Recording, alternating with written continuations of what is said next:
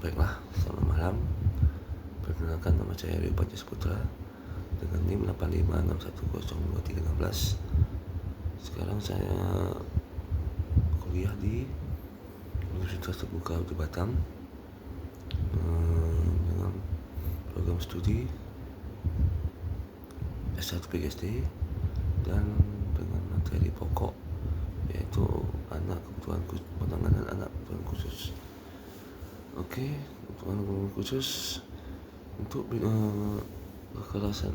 Saya mengambil topik kekerasan pada orang tua. Di sini kekerasan orang tua terhadap anak adalah sebentuk tindakan salah, perilaku buruk yang membiarkan dilakukan orang tua pada pengasuh anak yang menyebabkan cedera fisik, gangguan psikologis dan trauma pada anak. Bisa juga memperlambat perkembangan anak itu sendiri.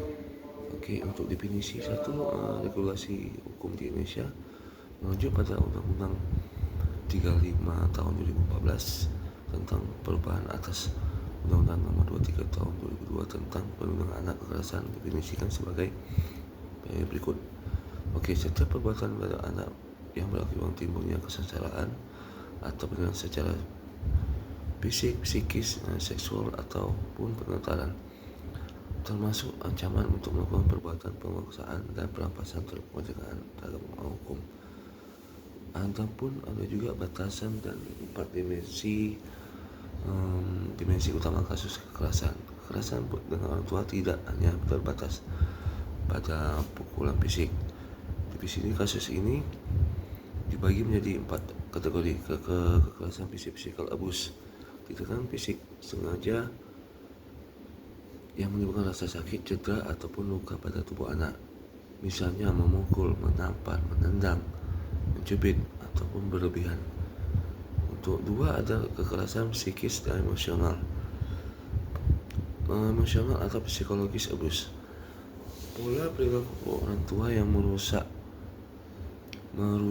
membandingkan, mengancam, membuang anak, memaki dan mengisolasi anak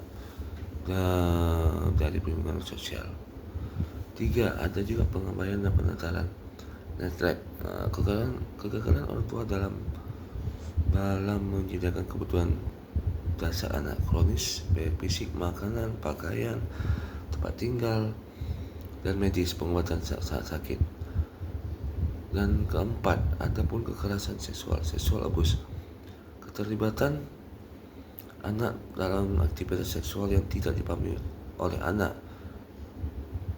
atau melibatkan pemaksaan oleh orang tua, orang dewasa di dalam rumah.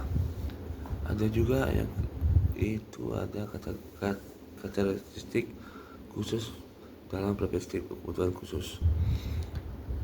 Kebutuhan belajar dan pengembangan kekerasan pada orang tua dibisikkan sebagai faktor risiko utama, major risk factor, terjadinya trauma perkembangan, development trauma. Kekerasan ini menciptakan kondisi kronis toxic stres pada anak, mengubah struktur otak anak sehingga anak mengalami hambatan fungsi eksklusif seperti sulit berkonsentrasi, regulasi emosi yang buruk, ketidakmampuan membangun hubungan saling percaya, attachment disorder dengan guru atau teman di sekolah. Oke,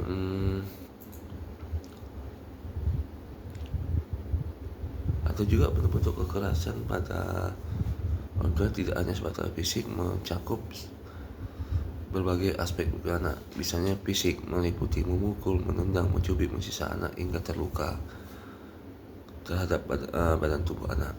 Ada juga psikis emosional seperti menghina, membanding-bandingkan, memperlakukan dan mengancam anak. Kalau untuk bentuk kekerasan verbal, membentak, menggunakan kata-kata kasar yang meneriaki anak secara terus-menerus. Dan ada juga penantaran memberikan anak tanpa pengawasan, tidak memenuhi kebutuhan dasar pangan, pendidikan, kasih sayang, dan menantarkan. Ada juga seksual, segala bentuk eksploitasi atau pelecehan seksual kepada anak. Faktor pemicu terjadinya kekerasan itu ada faktor ekonomi, tekanan finansial dan kemiskinan memicu stres dan frustasi pada orang tua.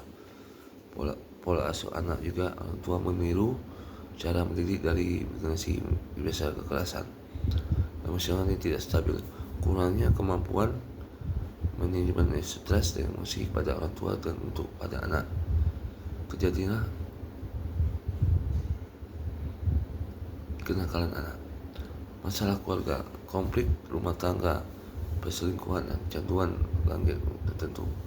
Dampak dari anak ada fisiologis, munculnya rasa takut yang berlebih, kecemasan anxiety, depresi hingga trauma dalam PTSD.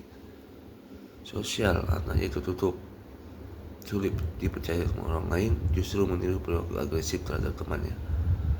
Fisik, risiko cacat fisik, cedera organ dalam dan kematian hingga penganiayaan berat. Untuk akademik, ya penurunan prestasi dan kesulitan berkonsentrasi di sekolah. Yalah, itu aja simulasi saya tentang kekerasan anak pada kekerasan orang tua kepada anak. Saya ucapkan terima kasih.